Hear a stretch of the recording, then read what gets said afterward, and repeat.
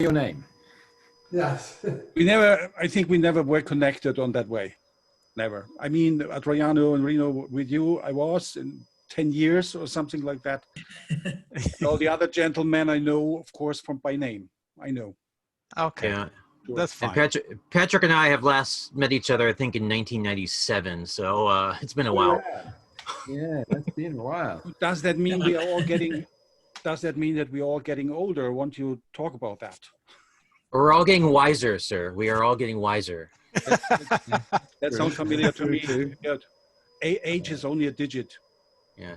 Patrick, John Spencer gives his regards. He says hello. Oh, thanks very much. Yeah. Please give them back to him from me. So, okay, I think we will go ahead in a quite informal way. I will make some questions, one per time, one question, and then you guys will reply, taking, I don't know, a few minutes each answer in order, because we are 5-6 people, therefore we try to take our conference within 2.5 hours, not more. So I think it would be better try to give short answers and trying to favor also the dialogue between and one answer reply to the other and so on. Okay, so I will start. One thing that will help with that is leave little spaces in your talking. That way people can get in. As if you just keep talking, Yeah. talking about this and that, and the other thing doesn't. Yes, of course. Let's not try to make a conference, okay? So let's try to make it colloquial. That's more interesting also for the people that is following us. So I will start with the first question. I will also put the questions in the chat window so that even if my pronunciation is not quite fine. So space tourism is the only industrial branch so far taking care of civilian passengers transportation. And so far, space tourism was alone facing this challenge. I think that they are also experimenting some obstacles from the legal point of view about the permissions and all these kind of things. And so, okay, this is my question.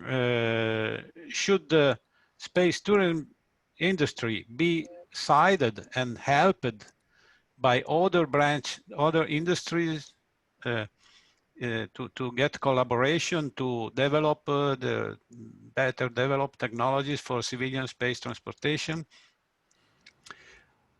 Are the governments now, especially governments of the spacefaring nations, so to say, doing enough to support this very important industrial branch? Okay, I understand that these are more than one question. However, this is what I would like to know your opinions about.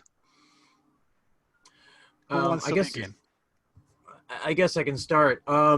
Space tourism couldn't exist without government support. I mean, the whole space industry, the whole space program started because of basically a race to the moon, USA versus Russia competition to get enough resources from each country coalesced together and build the first space vehicles that can go to the moon. Without that, we could not be where we are today. Now we're at the point where private industry is starting to take up the responsibility of advancing that. And it's very similar in the United States. We use the analogy a lot of like the railroads and how the US government said, okay, we're giving this land away for promoting the use of railroads. They had the Lewis and Clark expedition to do the initial exploration, and then you had the railroad companies starting to get bigger and bigger by, eventually the Transcontinental Railroad plus other railroad lines spreading across the entire country. But typically, what has happened in the past, another example is Christopher Columbus.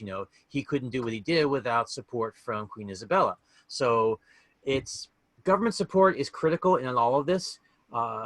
So that the investor, the business person who's going to take this incredible challenge, and there's no justifiable market, he has to have some way to alleviate some of the risk. And that's where the government comes in. They do a lot of the high risk projects. They'll fund some of the high risk, no potential of profit projects. So yes, government is going to be involved in many ways. And in fact, recently NASA just said that they will allow private space travelers for a certain fee to go up into space. That brings up an issue, because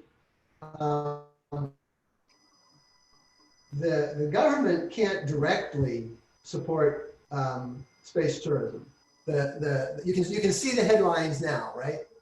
Filthy rich guy uses government money to have a joyride in space, right? Doesn't work at all. However, the thing that we need right now, the next thing we need is privately owned and operated things in space you can go to that are more designed for people to come to. And the US government anyways is trying to develop privately owned space stations, which are full of scientific gear and engineering gear to figure things out and so forth and so on.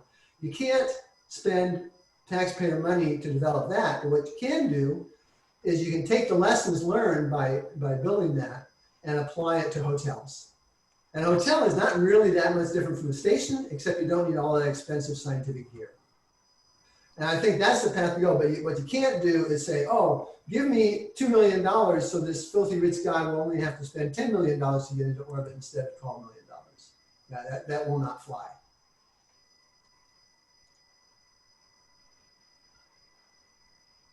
If I may, of course, there is no doubt that without the action of the government today, yesterday and today, and maybe also tomorrow, will go nowhere, simply for space tourism as well as many other things.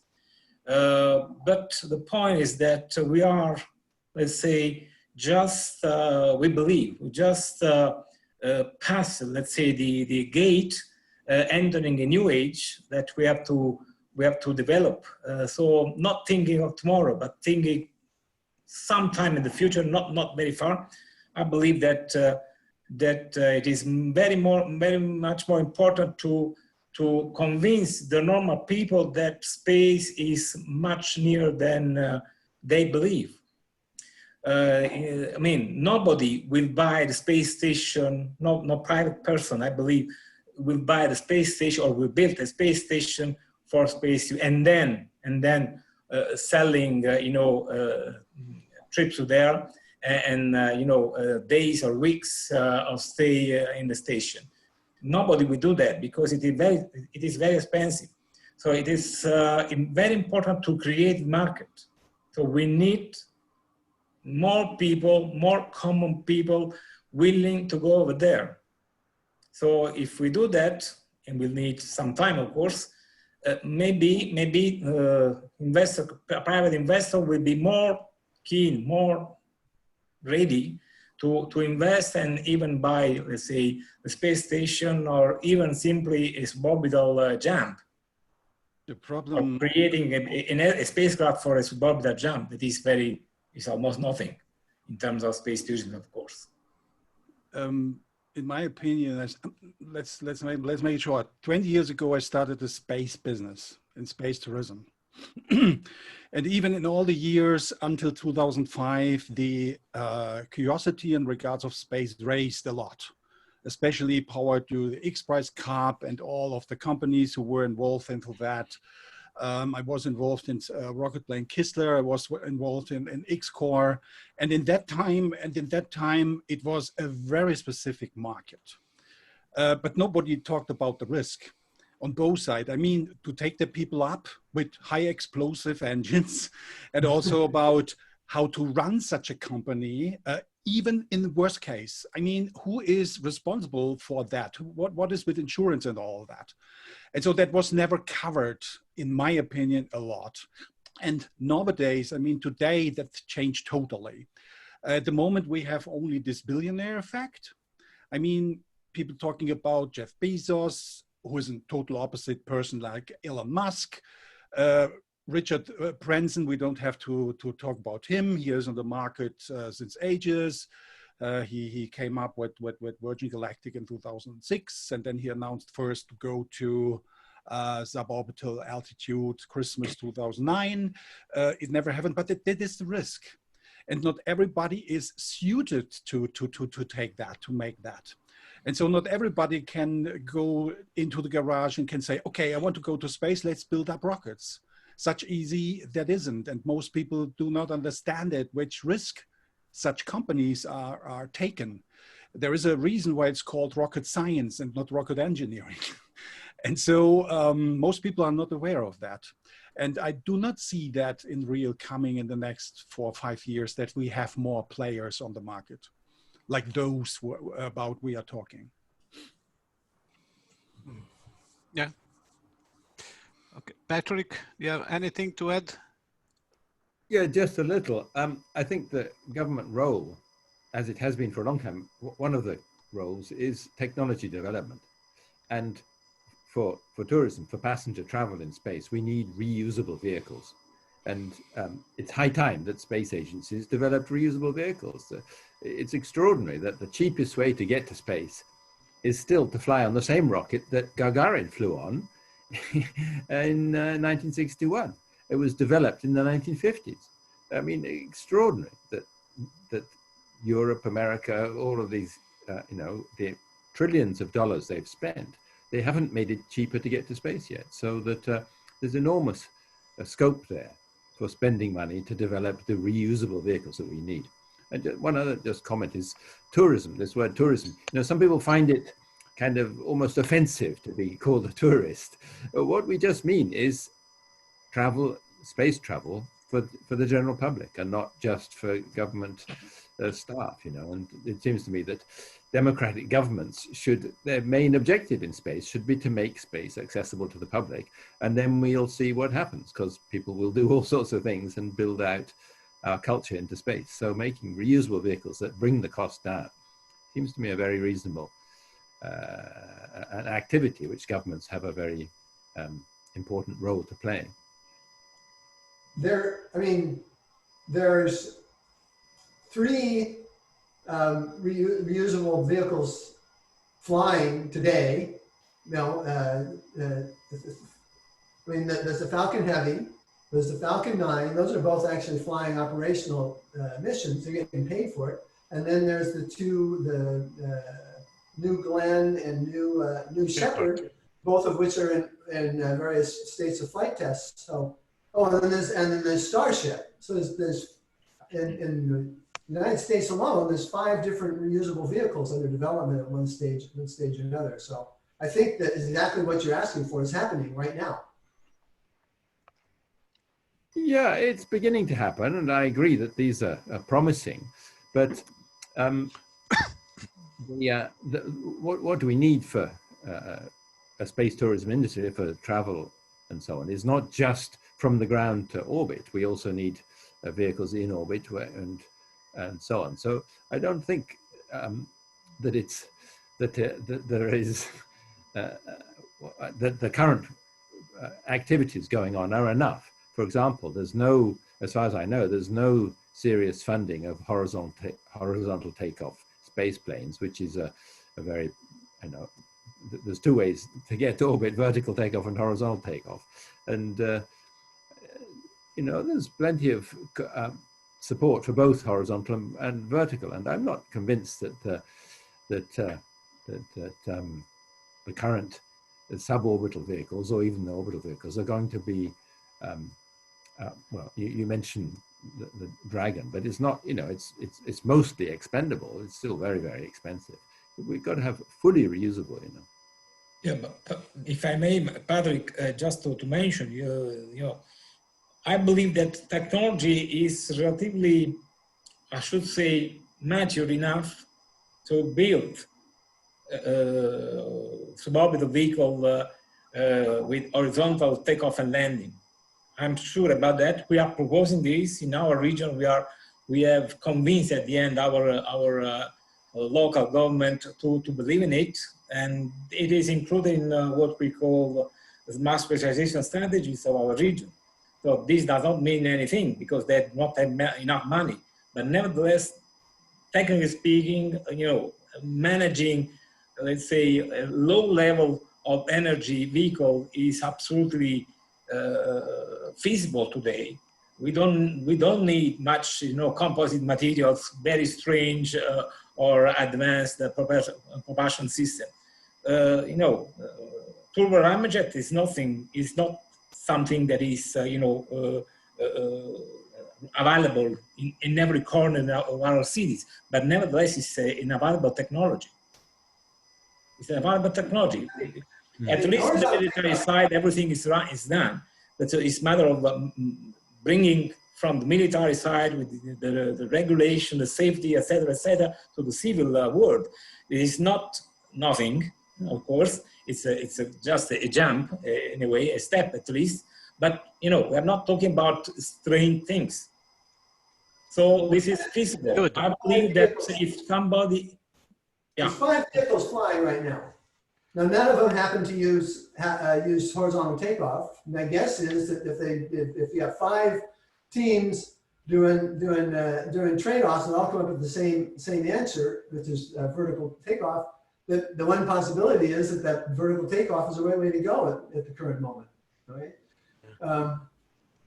I just want to say that when people talk as if nobody was doing reusable flights. And by the way, the shuttle flew, for the first time, was 81, 82, something like that.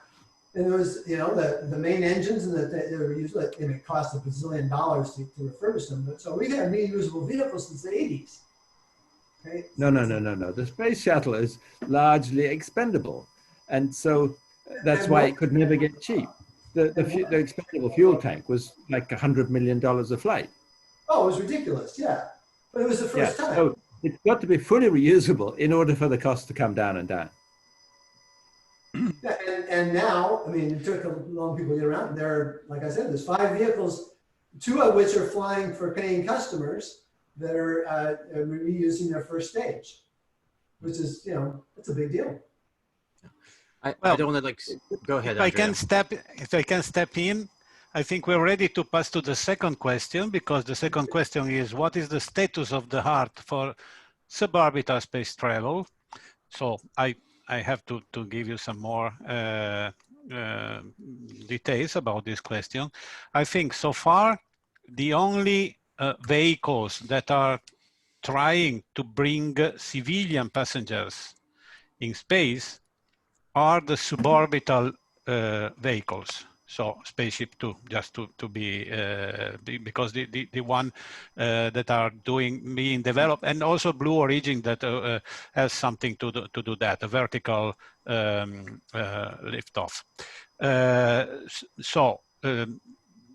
To bring passengers in orbit is still something that requires astronautical training. Currently, as far as I know, suborbital travel also requires a smaller astronautical training, but the comfort of the cabin and all kind of several conditions are more designed for civilian passengers with respect to the orbital vehicles. So I think the technological edge today about bringing civilian passengers in space is the suborbital vehicles. This is my opinion, of course, can be denied immediately. So my question is, what is the status of the art of the suborbital space travel from the point of view of bringing civilians passengers in space? giving more details. Is the acceleration comfortable enough for non-trained passengers? Is protection from cosmic radiations properly addressed by proper technologies? And okay, I think we can even only talk about these two conditions, because the artificial gravity only concerns orbital habitats and maybe cislunar, etc. So my question is, and of course, is it really ready, Spaceship Two, to fly?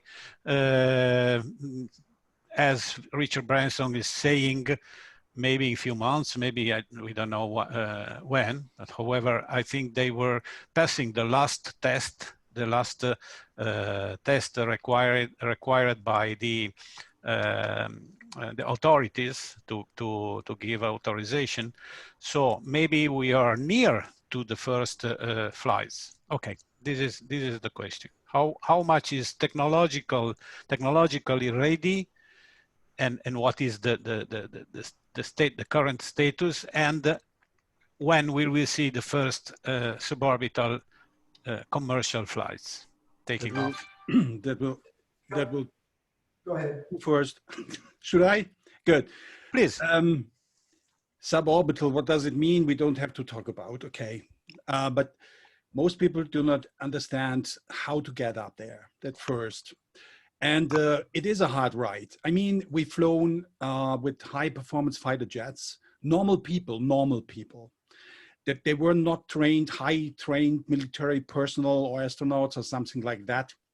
We have to say, they all made it wonderful. They all had the best thing, also with the G-forces and something like that. But it is not a ride on a rocket-based ship.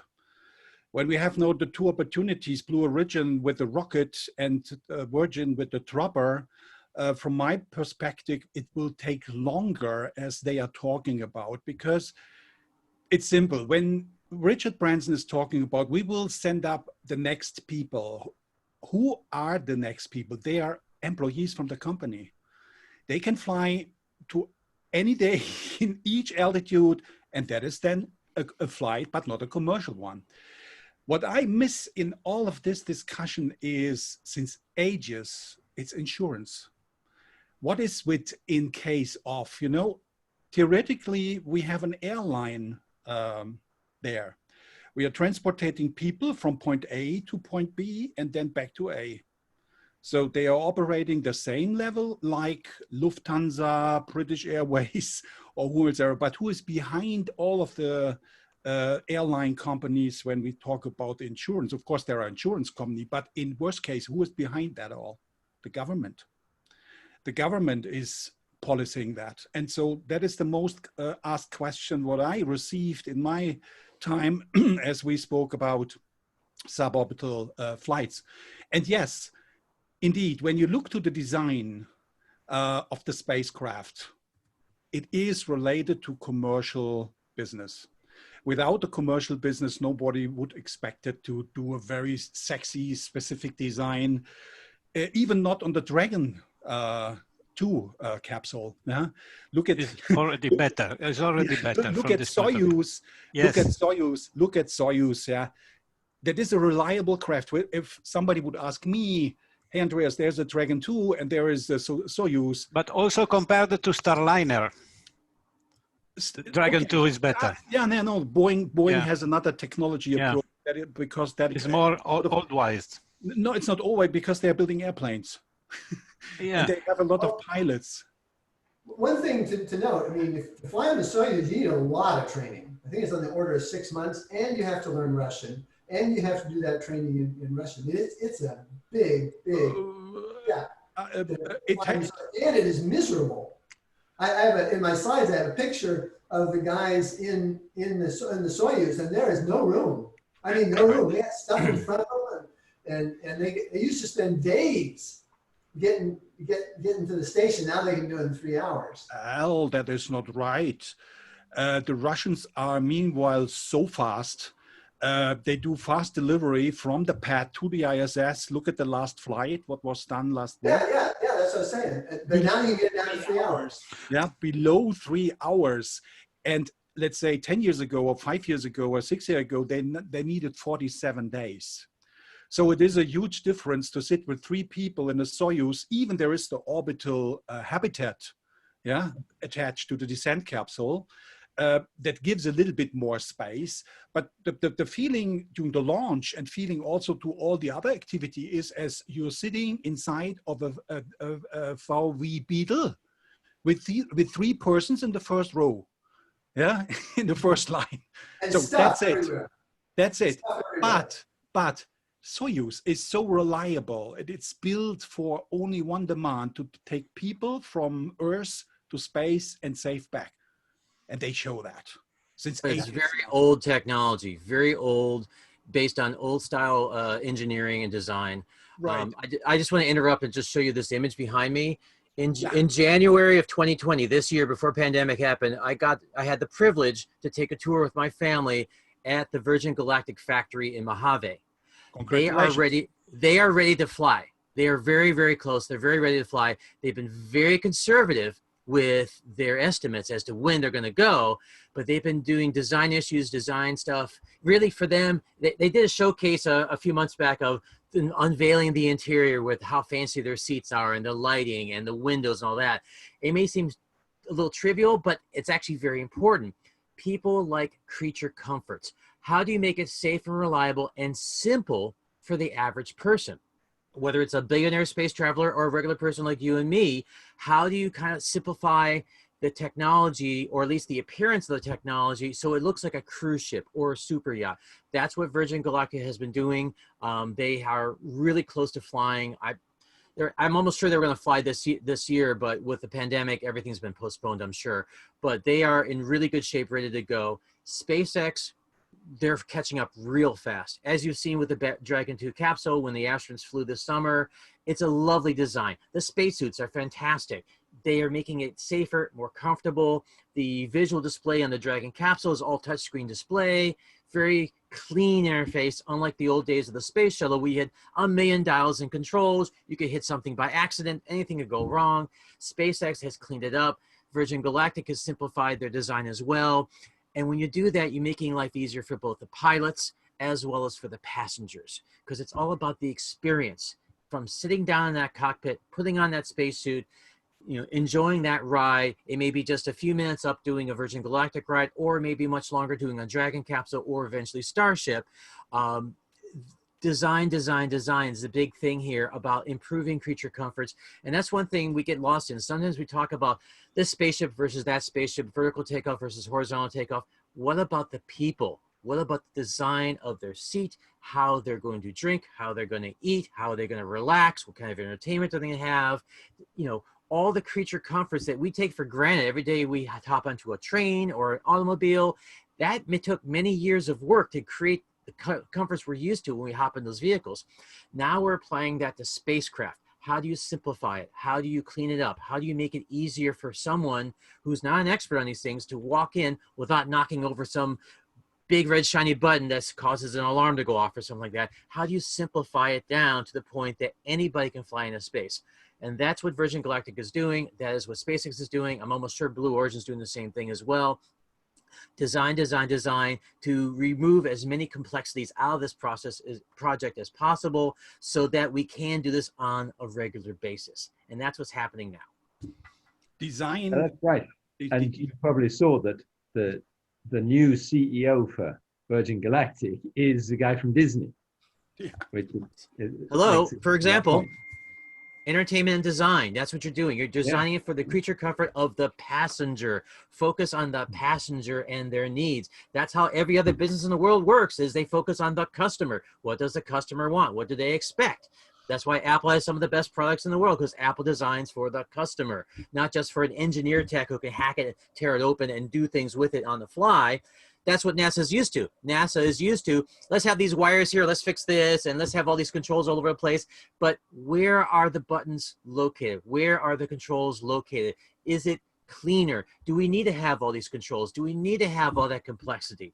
Maybe for NASA astronauts, sure, they're very highly trained, but most of us are not. So remove the complexity, decide what you need and what you really don't need. Keep it clear and keep it simple. And that's what Virgin Galactic and the other space tourism companies are trying to do, because now we're dealing with mass production. We're dealing with people of all sorts of sizes and shapes and educations and maybe dexterity, you know, they might bump into things. So how do you design the environment for that? No, I think the design brings up an issue. If I understand it correctly, when Virgin Galactic lost their spaceship, it was in part because of having two switches right next to each other, one of which was the wrong one to switch and one of which was the right one. And the co-pilot swung the wrong one. Yeah. You know? And what you're talking about, I used to work for the Human Factors Group at NASA Ames Research Center, and they addressed exactly these kind of issues. They did it more from not from the point of passengers, but from the point of view of aircrew and stuff like that. But it was exactly the same thing, is you have to be very careful about how you put things together. And one of the things Virgin Galactic did not do, apparently, before the accident, was they didn't take the fault tree under, when they're building their fault tree, they didn't include the possibility of pilot error. We know the pilots are going to make mistakes. It's not maybe, they will. People are like that. And if you can't survive it, you probably can't survive. And that's why you test and test and test and test. Design in spaceships is meanwhile a game changer, definitely. It is giving more possibilities to transport people. If it is not such complex, Samuel, as you told about, when we compare it with Soyuz or even with the Apollo spacecraft or the space shuttle, that was mind-blowing for normal people. They got fear when they got inside of such a cockpit.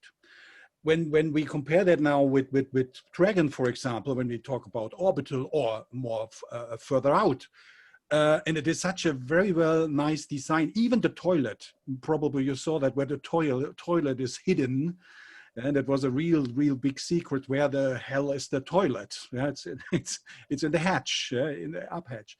And so that is a game changer. When you see the design, the two pilots, I mean, the pilot in command or the astronaut in command, and the co-pilot is sit in the center. They have the control of the screen, and the other guys are sitting outside. They don't have. They are passengers, like an Uber car. It's like an Uber car to space. And that definitely gave this impulse, so that some people talking now about, okay, let's make movies on board of the International Space Station, like Tom Cruise. Yeah, and the Russians said, oh, we will do that first. But how to do that with Soyuz? It's not such easy. With Dragon, you can do. So design helps to give people wings to fly. They have more space. It is more easy to go to space, and it will help a lot of time. Definitely. Exactly. And even when the first space tourist went up, Dennis Tito, there was a huge amount of controversy from NASA and ESA worried about him accidentally touching a button that might cause an accident. And I was at the reception when Dennis returned, and he said, I'm 60 years old. I know when not to touch a button. You know? But he did forget to cover his head as he floated inside. The first what he did, boom, he banged his head directly on the hatch. Happens. So he's new. Also happened to Doug Hurley. That also happened to Doug Hurley as they went into the space station. He also damaged his skin from the head. Happens. Yeah. It happens. We all make mistakes. May I think something different? Okay.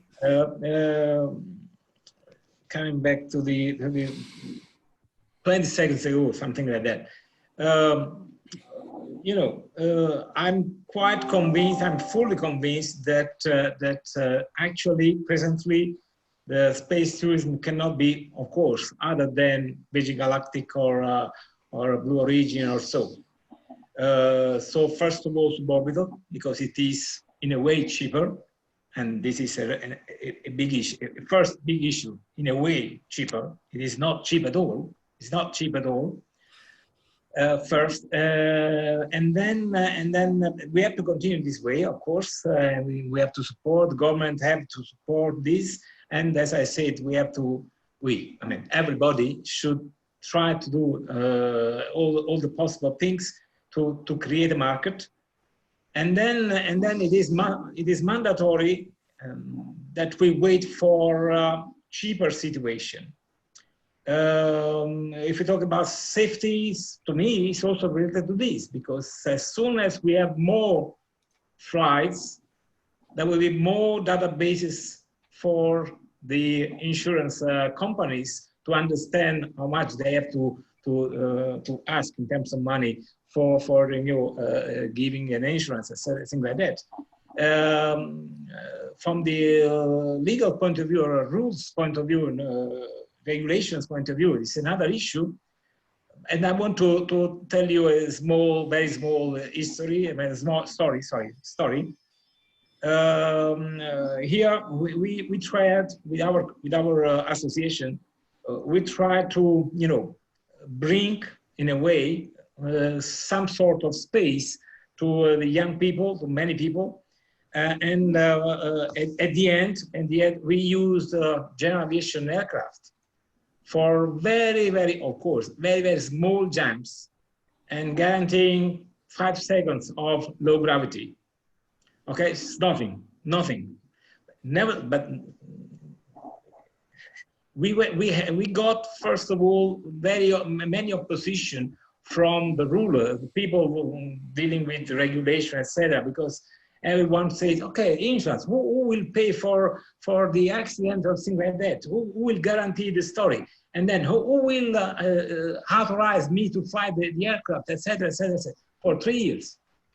At the end, there was no need for specific insurance. There was no need for specific regulation, just because the airplane was not an acrobatic airplane, but it was a very simple airplane.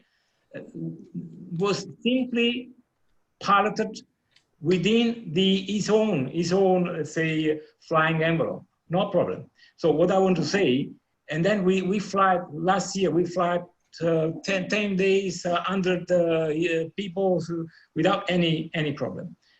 What I want to say is that, of course, when something new is coming, everyone wants to express his own point of view and clearly and cleverly underline specific issues. But there are certainly ways to solve many of those points. Maybe not all, but many of those points. Much easier than we expect. So, of course, actually, when talk about Virgin Galactic's 250,000 euro per flight, it's not for everybody, clearly. And then for 2 minutes microgravity. It's just a joke. It's just sort of entertainment, very short entertainment. Of course, the people will stay 1 week because of all preparation, etc., etc. And last but not least, I want to mention something about regulations, insurance, etc. Adriano was mentioning the G, but who preparation training?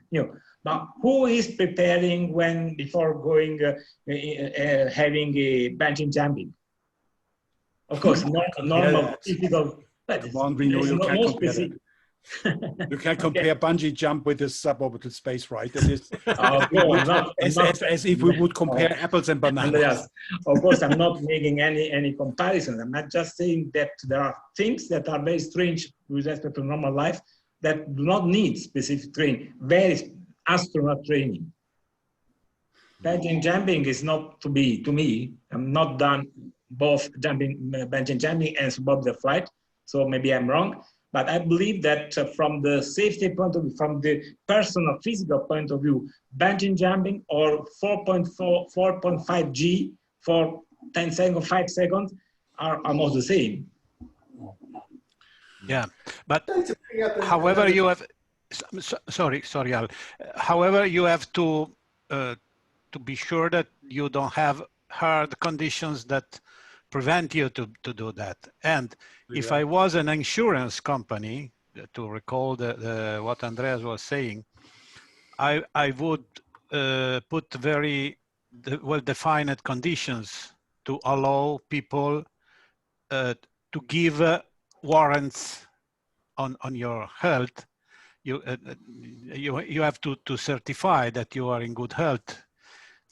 When something that is not required when you take a normal airline, flying at 1,000 kilometers altitude, and having an acceleration at takeoff of, I don't know, maybe 2.5 G.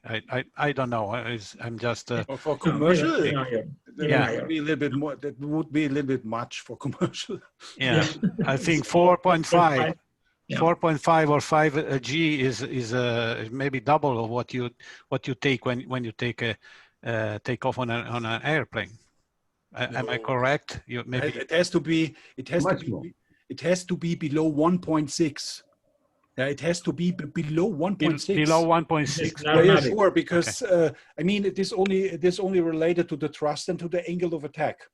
You can have more. When you have a former fighter pilot in the cockpit of the Airbus, it could happen that the G-force is a little bit more higher. Yeah, but it is G-force is not the question. G-force, the extension, the duration of the G-force, change all the time. That is what is making people really disappointed with their health system, and that also happened during 0G flights. 1G, 0G, 1G, 0G, 2G, 0G. That is what is making people nuts. And even professionals, when they are in space, they need some time to adapt. I mean, orbital, not suborbital, orbital. They need some time to adapt. So that all has to keep in advance. And you spoke about insurance. No data yet. That is the problem. There is no real big data available from civilians. I mean, from normal people under stress going to space. It's not available because all of the data what is available is from professionals. Yeah, so there is a huge difference. And so they have to wait. It's a different situation too. There is a connection between the first and second question, which I think is really interesting. The first suborbital flights were done in 2001, remember? Okay. 19 years later, they have yet to fly a single paying customer. Right? Yeah, they don't. In that same period, we had all the Russians were flying. I will bow out. I don't know what's going on here. What's going on here? I was trying to present this this chart in order to introduce my fourth question. Okay, you interrupt us in our thoughts. Okay, no problem. No. Okay. Keep us in line. Keep us in line. Yes, we still have the audio, but on the monitor you should see this chart.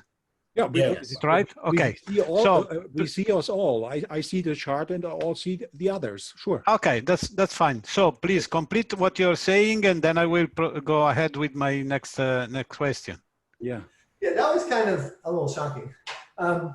So it's been 19 years of development on suborbital flight without any government help, except providing the Mojave facilities. Okay, and we have not had a single paying flight. And we've had a couple of fatal accidents, some in ground operations and then one in the sky. Over that same period, we had the Falcon 9, the Falcon Heavy, the New Glenn and the new Shepherd, and the Antares, and not to mention the various versions of the Ariane and stuff. All have gotten developed. And so orbital is much more difficult. The difference was that they had government support.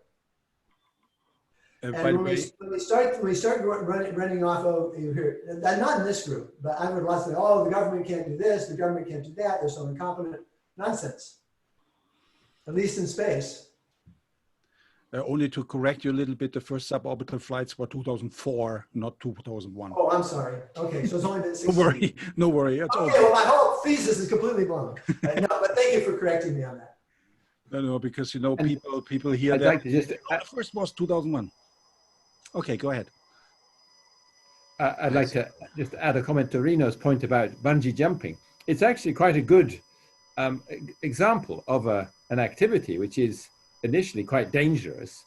And to make it a popular activity, which it is now, there's quite a lot of theme parks and there's lots of places where you can do bungee jumping now.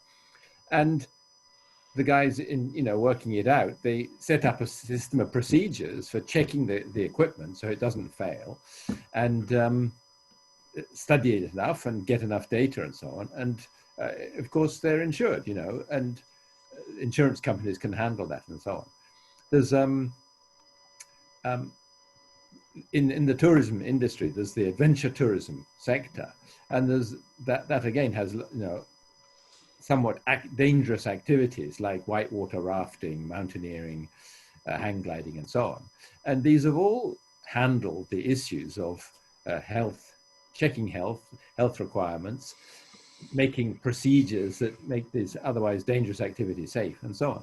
So that they're quite interesting sort of examples of how the tourism industry handles these things. Thanks. Bungee jump, when you talk with an insurance company, Patrick, it's sport. It's like skiing, it's like running, it's like whatever. That is bungee jumping, that is sport. That's the difference. And this is really a hard issue for insurance company. The first company who came out was the German Allianz years ago. They said, yes, we will set up the policy so that people can fly good to space covered by us. And that is 6 years ago, 7 years ago, and never heard about it again because no data. Yeah, but bungee jumping is quite popular now. There's lots of places where you can bungee jump. We should probably move on to the next question here. We'll be here talking about bungee jumping all day. Yeah, okay, fine. That was only a good example. I like that. No, yes, it's a good example. And insurance companies do insure it. However, yeah, I would like to go a little bit inside this this chart that I prepared, trying to understand what will be what is the needed evolution of requirements, flight requirements, starting with suborbital tourism and arriving to space settlement, living in space. So we are going a little bit outside from the scope of our discussion today, that is on space tourism. But only a bit, Adriano, but only a little bit, yeah? Yeah, okay. However, it is just to try to have the wide range of this investigation. So I made here several categories of flights: suborbital tourism, suborbital transport, orbital tourism, lunar tourism, then space exploration, short missions, lunar missions, Mars missions, long missions, then working in space and living in space. Along to this progression, the requirements, the safety requirements for human life and health are changing. We can say that suborbital tourism mission requirements are somehow midway between space exploration and space settlement. I mean, we are talking about transporting civilian passengers. Therefore, we are, let me say, projected toward the space settlement. But in the same time, space tourism doesn't have long durations. We will stay, tourists will stay in space or on the moon for a few months, let's say, at maximum. So it will not exceed the duration of current missions on the space station. That reduces the risks related to cosmic radiations and to low gravity. Although these risks exist, because we have the experience by Scott Kelly that is very, very awful. He stayed on the space station for 1 year, and when he came back home, he had terrible Yes, endurance, exactly. He had terrible problems with his blood circulation in his legs and so on. However, and other things like DNA modification, etc., etc. So I put in the columns of this chart some requirements: the low cost requirement, low acceleration, safe re-enter in atmosphere, comfortable flight, cosmic radiation protection, artificial gravity, and last but not least, green environments in the habitats. Adriano, Yes. cosmic rays are not an issue for suborbital. It's not long enough. It doesn't matter. Sorry? The cosmic radiation protection is completely unnecessary for suborbital. It's not necessary. You think it's It's just a little bit more than what you take on a normal airliner. Actually, if for a long flight, you probably get more from the airliner. If you got a 14-hour flight from here to Europe or something like that, I would have to do the numbers, but yeah, I mean, the airline pilots only have to worry about it because they have an entire career, and so they tend to get cataracts. And even then, cataract surgery is not that big of a deal. It is, however, what you get in a normal airliner is a little bit more than what you get on Earth surface. So yes, the more we go outside, the more we have radiations. But it's not enough to really matter very much. Okay, okay. So you are discussing the accuracy of these values. Well, only the cosmic HR is not highly required. It's maybe medium requirement or low requirement. So we can adjust the graduation in this chart. However, what I was trying to do was to have a kind of roadmap to the space settlement through the different degrees of space flight. So I understand that it's not possible to reply to this question right now during this our meeting, but I would like very much if you think this investigation tool to be worth thinking about. I would like to get a kind of timetable. So what is requested from the technology advance point of view to reach this requirement during the different space flight levels, and in what times we can think we can reach the highest. I mean, just to continue our discussion now, would it be this century a reasonable horizon to fulfill, to satisfy the requirements for these levels, and or maybe within this century, where we will arrive? Working in space a little bit, living in space for more than 1 year, would it be possible? From the point of view of the tourism, this is a too much question, too much high question. But however, since I think that the space tourism is the only industrial branch now thinking about really taking civilian passenger in space, then I think it is correct to put this question in the frame of the space tourism, of a discussion on space tourism. Okay, I hope my question is not too much complex and articulated. Just, I would like to have your opinion about timing. Adriano, I'll dive into this. I think one of our problems is we've learned the hard way, trying to assign a date for anything to be fulfilled like this is not going to happen. I mean, Patrick Collins and I have been talking about space tourism since the early 90s or even earlier.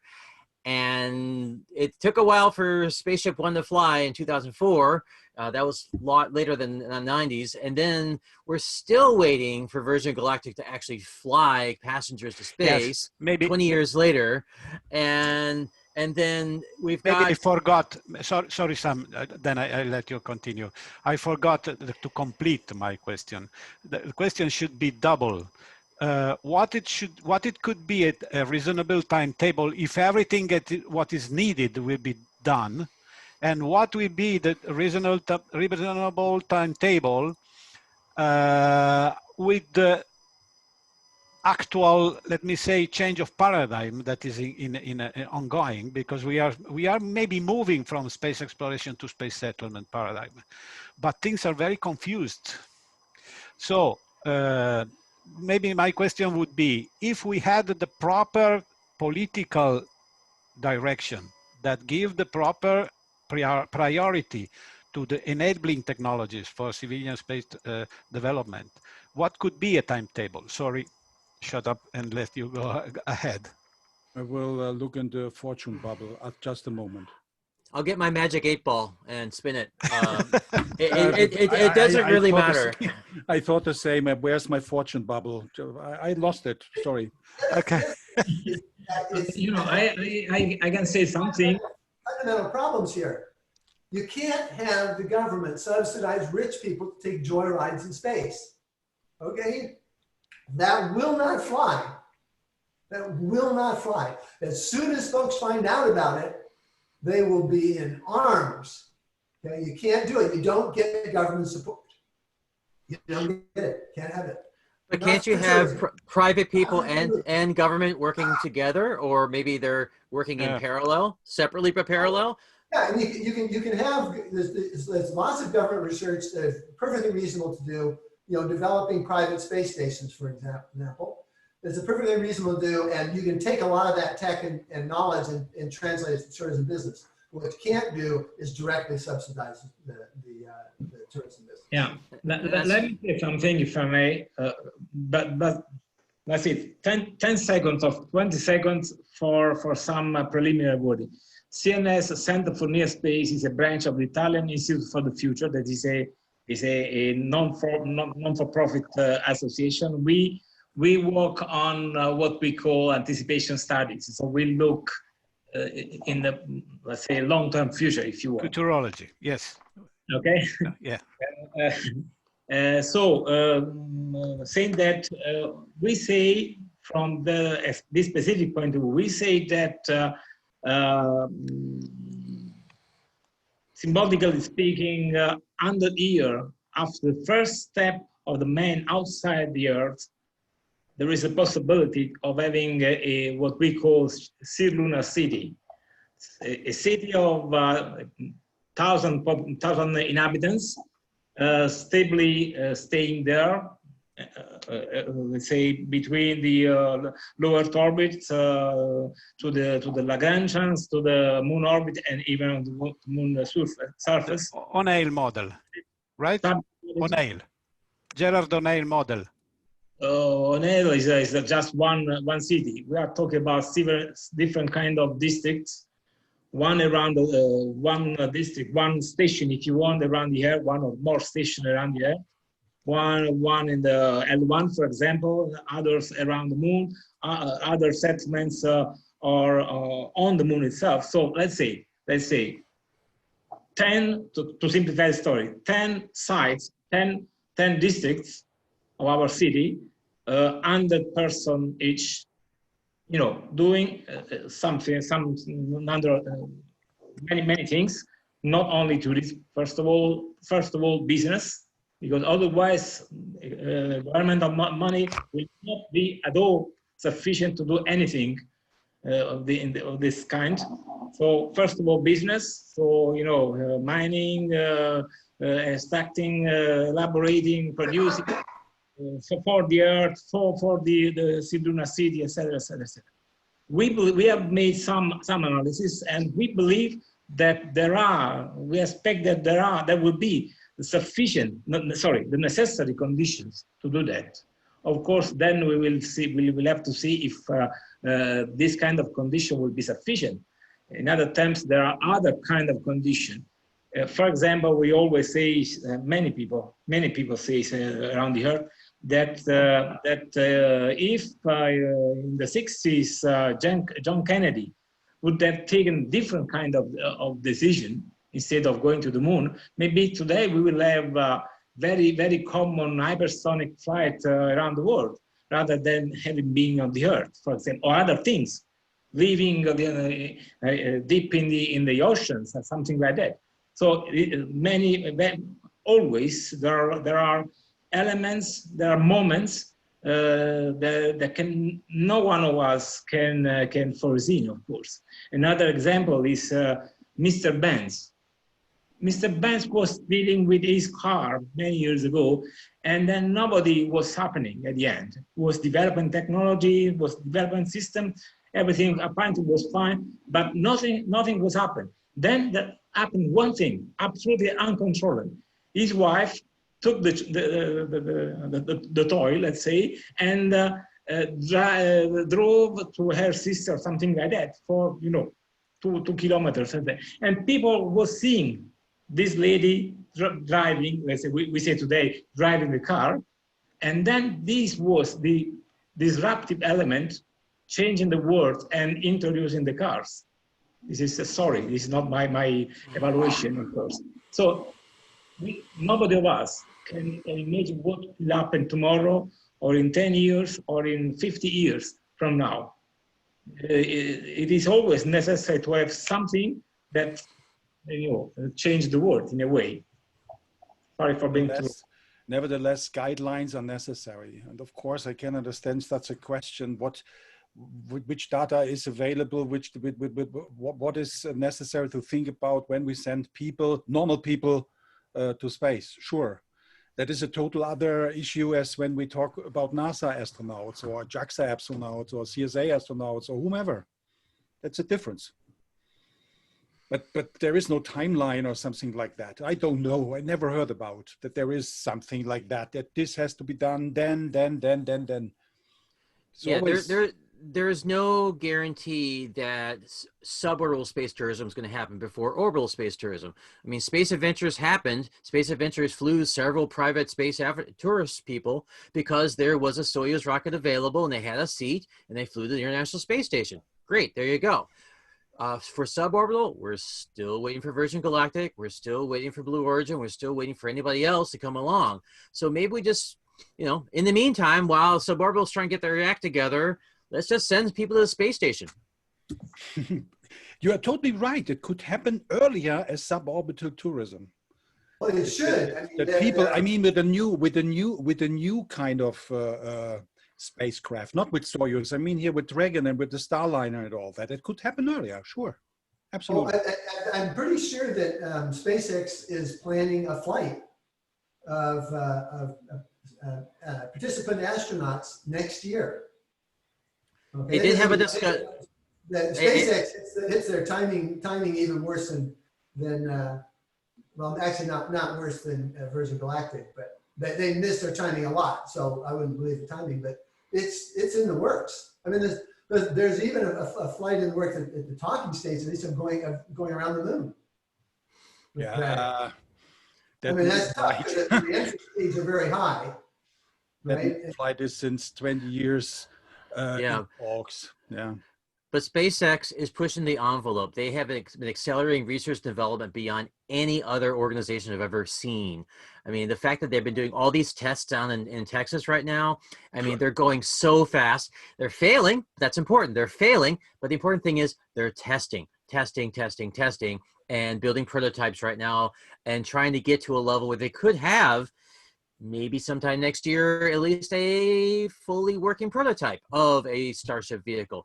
They are going 100 times faster than actually more like 1,000 times faster than anybody in the aerospace industry, period. And everybody's noticing and they're realizing, holy cow, you mean we don't have to deal with a government bureaucracy to get into space? Maybe we can actually have somebody with a big pocket full of money who wants to just go for it, throw money into it. Great, let's do that. SpaceX was a game changer. Total game changer. Yeah. SpaceX was a total game changer for the whole industry. Totally. That was nothing what will happen by now, tomorrow, you know. It is that was something what was coming out of the dark. Nobody expected that.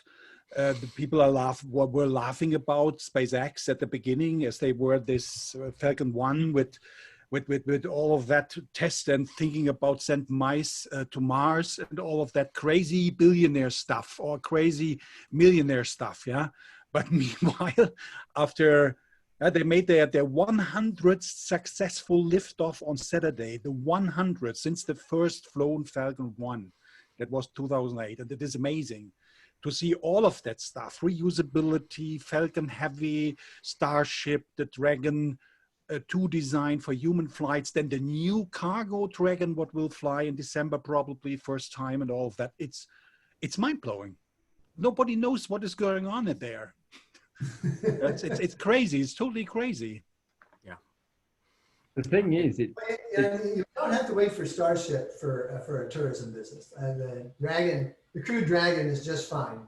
Yeah, absolutely. As long as it doesn't blow up.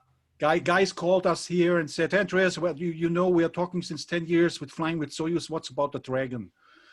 I said, sure. It's a little bit more expensive, of course. It is. Yeah. It is a flight there. It's 50 million each seat without training and without hospitality on board the space station. Yeah, that is coming on top of that. But what was that number? What was that number? I didn't catch the number. It's in the business plans. Look at the business plans. You said it was so and so much per seat? No, it's 50 million. It's 50 million. SpaceX is telling a tourist flight or a normal flight for a civilian. I mean, not for a NASA astronaut or ESA astronaut or whatever. It's around 50 million a seat, and that's the same on Boeing and Starliner. That is the transportation. That is the transportation. Yeah, is that to space and back from space. Without training?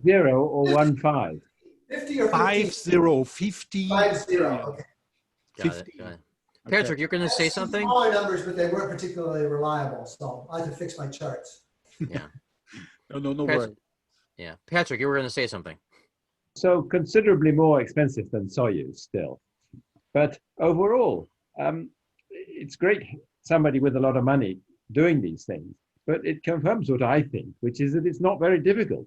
I mean, Soyuz was working 50 years ago. Oh, no, more than 50 years ago. They went to the moon 50 years ago. Technically, none of these things are very difficult if there's money put into it. And let's just hope some more people put up some more money to get it to happen quicker.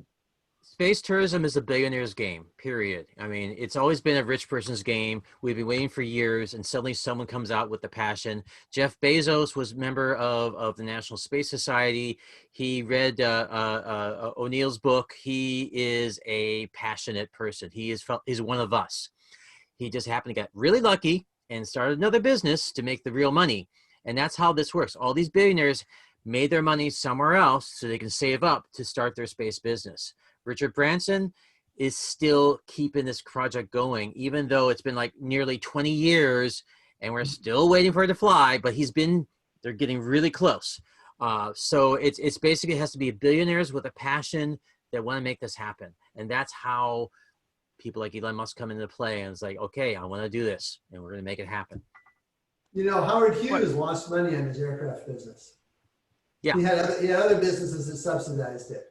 Yeah. He built the Spruce Goose, you know, it was a big flop, but it was an amazing vehicle. So yeah, you gotta let them make their mistakes, let them blow a few things up. Hopefully no one dies. Yeah, right. that's another story, but you gotta let them take their chances and do their thing. So it is definitely a rich person's game. Space tourism is going to borrow technology from NASA and from the government organizations, but they don't have to like follow the whims of the government, except when they're doing government flights, because they're just another customer. That's the perspective. They're a transportation company. SpaceX is a transportation company. They will transport people, cargo, whatever it is. Their customer happens to be NASA right now, but it can also be private industry. Good. I think we already replied to other two questions, so I will just go ahead. And right to the last question. So from our discussion, I believe to understand one time more, because we already understood in other occasions that we are maybe having too many expectations from space tourism as the key sector for the opening of the Arctic frontier. I mean, in 2011, in our first Congress of Space Renaissance, in our thesis, we said that space tourism was the key sector, key industrial sector that will open the space frontier with the sole force of its proper business, because we identified space tourism as the sector that growing on itself, selling more tickets, getting more money, implementing technologies, growing up from suborbital to orbit, and etc. In 2016, in our second Congress, we corrected that analysis, because we saw that space tourism didn't yet take off, and that some more pragmatic strategies, namely the Elon Musk strategy, was maybe more suitable to accelerate the open of the space frontier. In fact, Elon Musk didn't bet everything on tourism.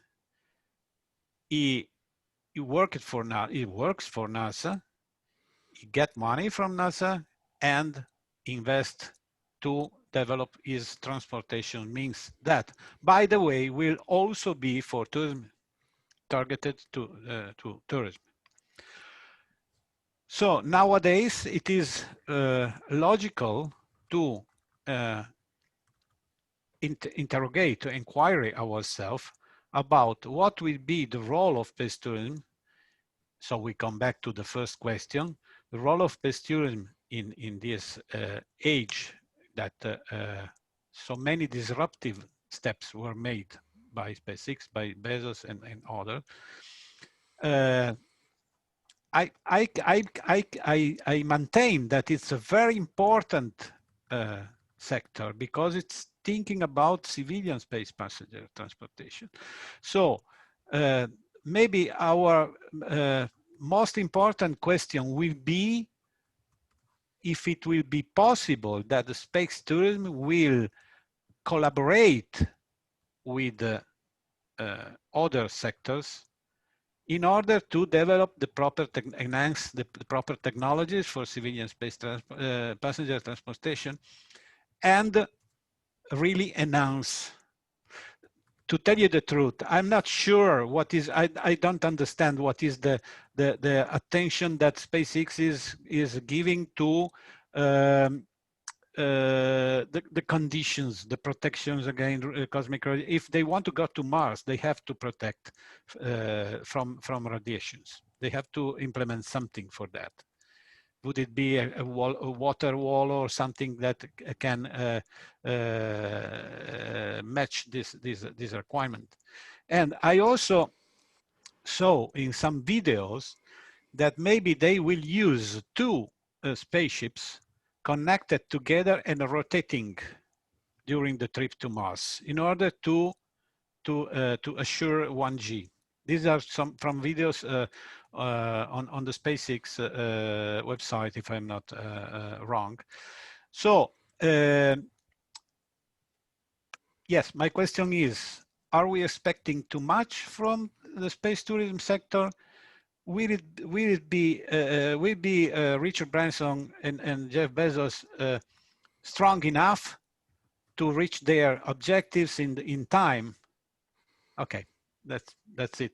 My last question to conclude this conference. However, there's time enough for all answers and even discussion ahead. Okay. I want to say something just to break the ice, let's say, from this point of view. First of all, I think that the concept of space tourism in the last years has created a new condition in our, let's say, field.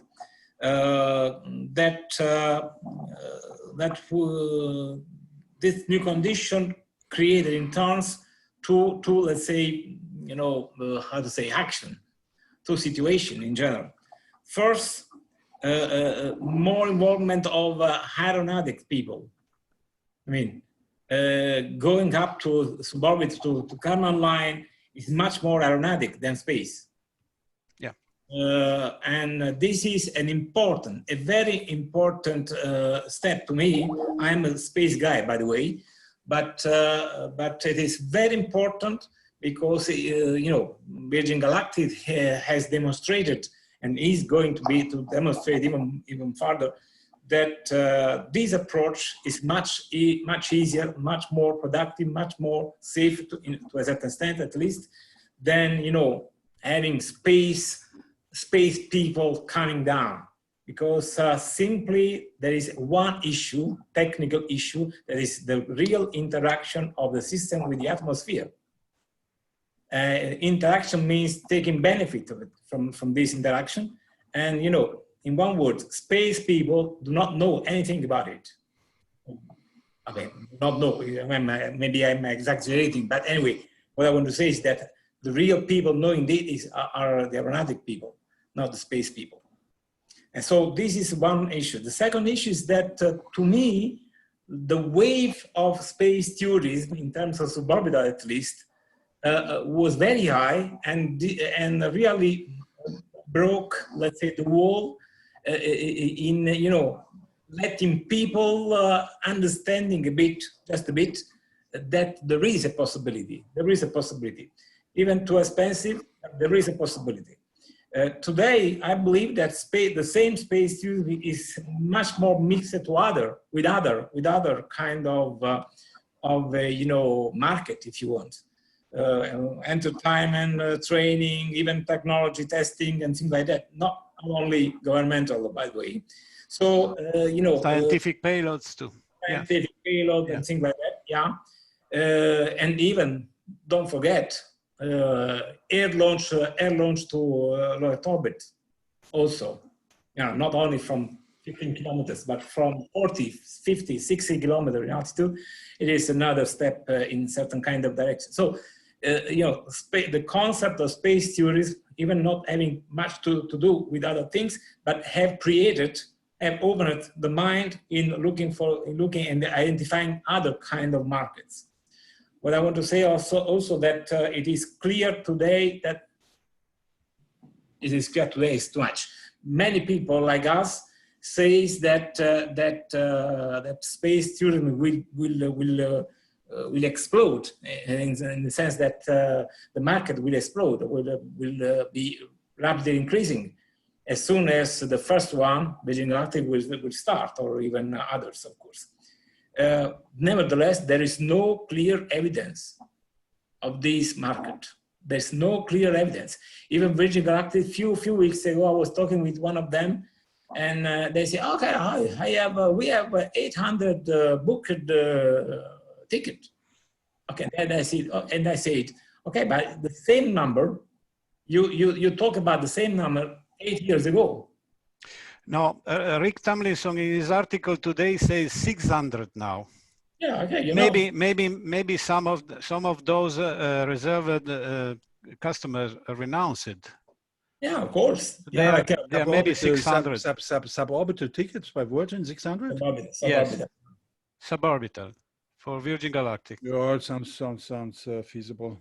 Sounds feasible because in our time. With Rocket Plane, we alone sold 60 tickets to space. X-Core was 25. It was a little bit lower before the Dutch guys take that over. Yeah, that was the end of the story. And so it sounds feasible, 600 people, but it is a question of the generation. It is a question of the generation. If the generation wants to go to space, if, you know, we are the guys. We know Armstrong, we know Gagarin, we know all this old time, that right stuff thing, and all of that. But what's with the new generation? Are they also interested in that kind of, that they want to go to space? That is a real question. And so the marketing issues are still there. So the companies who are creating such things, they have to think about that, so that they have an open talk with the new guys who were born in that technology. We know they look to YouTube and see, what is that? It's a Falcon 9 rocket. Oh, another one. You know, it's nowadays business. You see them go up, go down, go up, go down. And if they blow up, okay, it's technology. It happens. Hopefully nobody was injured because it was a cargo flight and not a flight with humans. That has to be avoided. And so that is the question. The first study, a real study about space tourism, that was done by Futron in 2003, probably you read about that. And they predicted the billion and billion and billion of dollar market until 2007. In 2007, they issued a second part, an additional one, an appendix to the study in 2007. And the expectation got a little bit lower. I mean, from the money point of view, yeah? So, but it was always the money. It was always the money. It was big business. But to be honest, I don't see a big business. But the product wasn't there. However, there was no product. For the target. So no product, no market. No, it is a target. I mean, you have a craft suborbital, and it is a joyride. Yeah. That is a joyride. There is no target like orbital where you can dock and do specific things. Doesn't matter if you stay there in a hotel suite, like Angstjon is talking about, or if you do science experiments as a civilian scientist or something like that. It is a total different demand. And however, adding another incognite now, we will have to work in a post-COVID world that would be quite different from the pre-COVID one, with a huge economic global crash, with a lot of conditions that will maybe drive the people to think in a most conservative way regarding what money we will spend to do what, to say it in few words. This is the bad news. The good news is that electronic money will maybe create opportunities for new ways of financing, because with the situation of the economy coming from the COVID, governments will have to pay the people just to survive. The next question will be, let's pay the people to do something useful. And among the useful things to be done, definitely there is space. And I hope, because I am a humanist, that many terrestrial citizens will understand that space is definitely one of our knights against the apocalypse. Therefore, we have to invest in it, definitely. Not only to save the planet, but to save civilization too. So, okay, this my aim was not to reopen the discussion, but of course, if you want to comment, we can do it. Nobody is urging us to close. Like I mentioned, it is not a presidential debate. Yeah. Yes. Exactly. Yeah. Not yet, at least. No. So I'd like to just add one topic, which we haven't really discussed, which is, once we have fully reusable vehicles, then accommodation in orbit, it'll become cheaper to build, more interesting places to stay. The early space hotels, there's one or two companies already developing modules, they're rather small spaces like the space station. But once it's relatively low cost to get to orbit, then people can build bigger structures in orbit. And as you know, living in zero gravity is just completely entertaining. Everybody who goes to space says it's just amazingly interesting floating about. And so making large structures in orbit, this is a long-standing topic, to build let's say a room 100 meters across, a big sphere or something. You can do all sorts of interesting things like sports and so on in that. And this will surely become popular, as will sports on the moon. And there's a group here in Japan who are working on the Lunar Olympics. I think this is rather a good theme, Lunar Olympics. Once you hear the idea, everyone can think, yeah, that could be really interesting. And of course, it doesn't need a lot of people initially because it'll be all televised and so on. But it's, I would think the Lunar Olympics, of which, of course, there's a new field of sports on the moon, which is flying, lunar flying Olympics, would be very attractive to young people. So a low Earth orbit Olympics would be very interesting as well, and a heck of a lot cheaper, right? Because you don't need all you need is one vehicle to get you to the place. The other thing that's interesting about sports is it may drive the production of pressure vessels that are too big to launch. Now, right now, if you want to have a pressure vessel that you can survive in, it has to be in a single vehicle. You can plug it together with other modules, but the individual pieces, they're very limited in size. And that's a key technology requirement for space settlement, is to build very large pressure vessels. And I think sports will actually drive that. Now, if you market sports right, I talked to some sports fans about this. I said, if there was an Olympics, or if there was just a game, just one game in orbit, would you watch it? And essentially, it's just yes. The first game will get essentially 100% of the market, which is measured in billions. The World Cup is already bigger than the Olympics, so I guess it's going to be football. Okay, so it's bigger than the World Cup. Well, probably you guys saw the movie Ender's Game. Yes. Yeah. Remember this class sphere in which they caught each other and fired on it. That is what the new generation wanted to do in Earth orbit. Think about that. You're in weightlessness, you're in group, you're flying around. It's like paintball, something like that. But then with this fantastic view, it's mind-blowing. And that is exactly what the new generation think about. So even the tourist companies have to think about to attract them. Because the generation is away. But we feel that here also after 20 years in the space tourism business. People want to get to Baikonur, they want to do zero-G flights, they want to go to Florida, they want to see shuttle launches and all of that.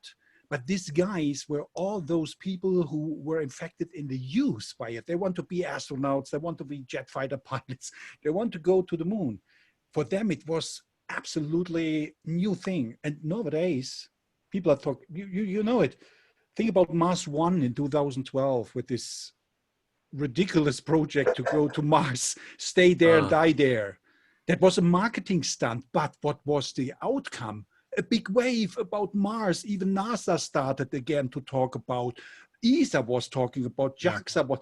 Everybody was coming out like the mushrooms in the fall in the forest. Oh, let's talk about Mars.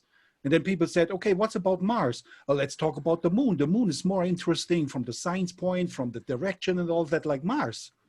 But it's nasty. It's new to think about it. That's it. Yeah. If I may, I think we're all heading in the right direction here, talking about vision and inspiration, because we realize we're all reaching a certain age here. We saw or have been involved with NASA and Apollo and all that stuff way back in the day, and we are part of that Apollo generation. So we have the bug. We're excited, and we love the whole idea of going to space, living, working, and playing there. But you've got a brand new generation of people, actually several generations of people who are like, I got my iPhone. I'm playing my game all day. Why do I care about the space stuff? So I feel like we need to talk more about design and vision and inspiration and entertainment and the sports marketing. What we're talking about right now, we should be doing that more up front.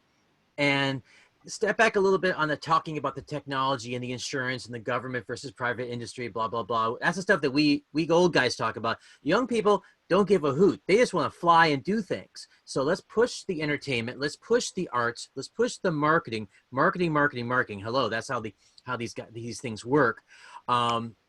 Give people vision. Back in the early 1970s, just after the glory days of Apollo, there was a whole push for a space station. And there was a whole space station movement. And images are coming out from NASA and other groups on design of a space habitat for people to live, work, and play. And this is right around the time of Skylab. And so there were some really neat projects talking about what it would be like if people actually lived in space for a long period of time. We haven't seen that except in science fiction lately. And we need more of that inspiration. And science fiction was not that good during the last 30, 40 years. It was dystopian, most of all. No, okay. One of my favorite space tourism movies is The Fifth Element, okay? Yeah, wonderful. It was silly, but they were on a freaking space cruise ship going to a planet, and they had this ridiculous mission, these ridiculous aliens, and they were in an opera on a space station, and this crazy alien was singing opera. It was awesome.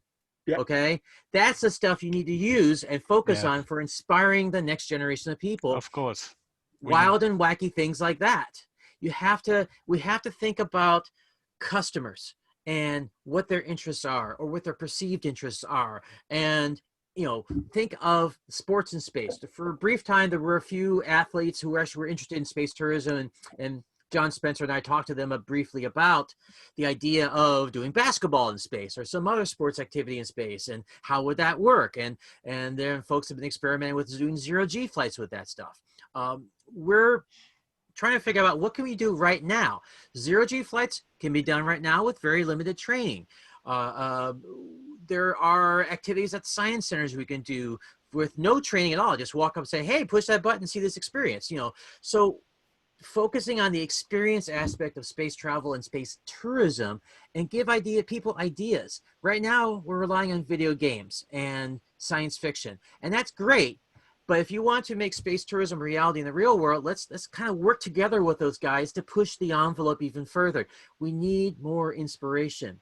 Some of the stuff I did, I was working on the zero gravity cocktail glass. I don't know if you can see this thing here. I worked on this project a while there. I was working on a drinking glass, open-faced, to control liquids. Actually, this was a little bit better. To control liquids in a zero-gravity environment. How do you control fluid flow, yet be able to enjoy the aroma of the glass, aroma of the alcohol, getting drunk in space? Do you know how much trouble I got into talking about drinking in space? Oh my God, that's a whole other story. But it got attention. Sure. It got media attention. We had global media attention about design and space tourism. And talking about, I did this thing called a snuggle tunnel, how they have sex in space. Oh no, I talked about sex in space. Shocking, but it got people's attention. These are the aspects of living, working, and playing in space that we're not talking about. And yet, we need to talk about when people really go there. So let's inspire folks right now. That's my 2 cents. That's exactly the point. Can I show these slides? Some slides. Most are. There's a couple of them that are relevant to discussion. Would it be okay if I brought Yes, them up? please do it. I forgot you had some slides. So okay, please go ahead.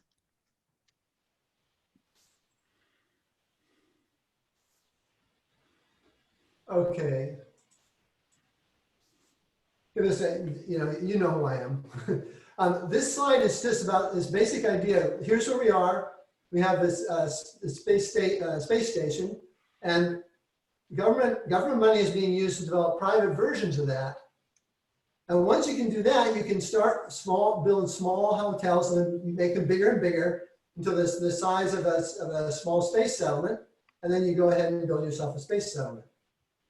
This goes over. I'm pretty sure everybody here knows this information. It's from the period where the Russians were flying tourists. But this, I think, really gets across the notion that the Soyuz is small and cramped. And this is a whole different ballgame, right? And this is some ideas about, that we know this stuff, okay? Here's a study by Crouch done in 2001 on the size of the space station market. If the Starship can take 100, can get To Mars for $200,000. I'm sure it can get to $100,000 per seat for tourists.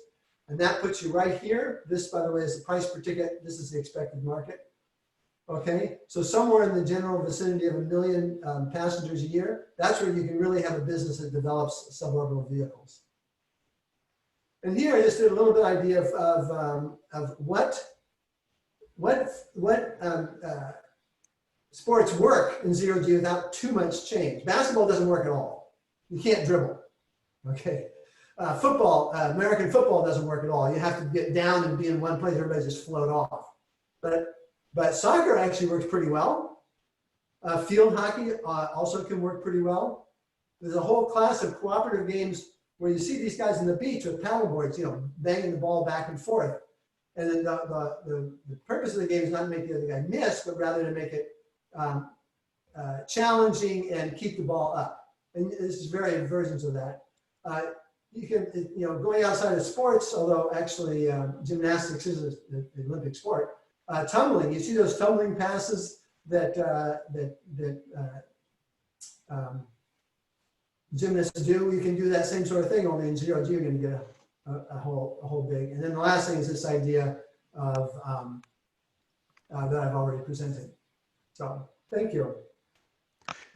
Okay, that's fine, guys. I think we can maybe close this very, very interesting discussion on the optimistic and note of Sam Coniglio, and on this view of that Al shared with us on the possible view of things to be done by SpaceTourism in the sports in space, etc.